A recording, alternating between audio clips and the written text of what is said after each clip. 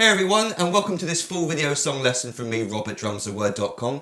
Today I want to show you how to play the song Starlight by Muse, drummed by the great Dominic Howard. This is a great song for beginners, and it's quite nice to find a Muse song that a beginner drummer, a drummer that's been playing for around 6 months, a year, could actually realistically play all the way through. There are a few trickier sections for the beginner, but as we get to those bits, I'm going to explain some alternatives to you.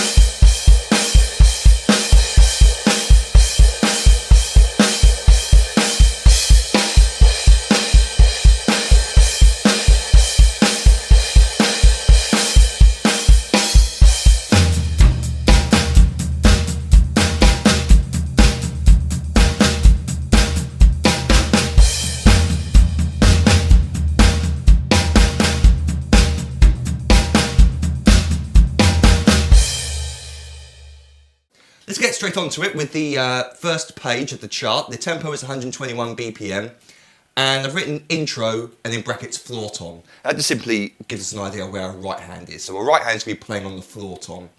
It is quite a basic drum beat. We've got this: 1 and 2 and 3 and 4, and 1 and 2 and 3 and 4, and the bass drum's coming down on 1, 2, 3 and 4 at the same time as the snare drum on 2 and 4, so be aware of that. You might find it a little bit tricky lining up your limbs. And your right hand is just playing 1 and 2 and 3 and 4 and on the floor tom. 1, 2, 3, 4, 1, 2, 3, 4, 1 and 2 and 3 and 4 and. And what Dominic does for the verses is he plays a 2-bar drum beat.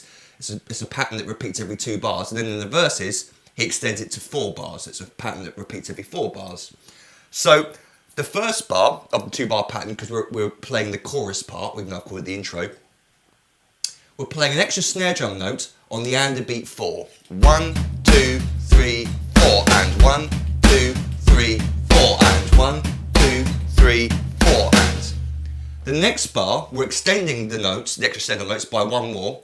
We're putting it on the and beat 3. We're starting it on the and beat 3, so we get and 4 and. 3 notes in a row on the snare drum.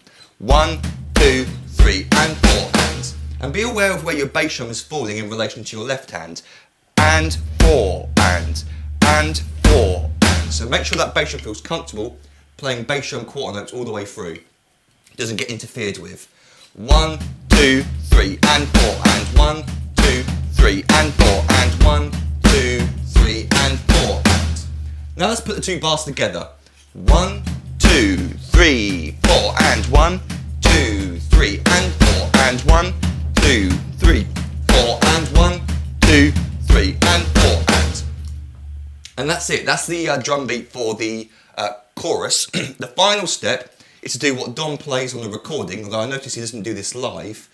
But on the recording you do hear the hi-hats being played in the background, and he's doing that by stepping on the hi-hat eighth notes, 1 and 2 and 3 and 4 and. So our right hand is going to be following the hi-hat foot, 1 and 2 and 3 and 4 and. This might be your first attempt at four-way independence where you've got all four limbs doing something. It turns out the right hand and the hi-hat foot are playing the same thing, so it's not so complicated, but you are going to have to be aware of what your bass drum's doing and your snare drum and not let it be affected by the hi-hat foot. This is an option for you beginners. If you really can't play this drum beat with the hi-hat foot tapping on eighth notes, then leave it out and continue to practice it in your free time.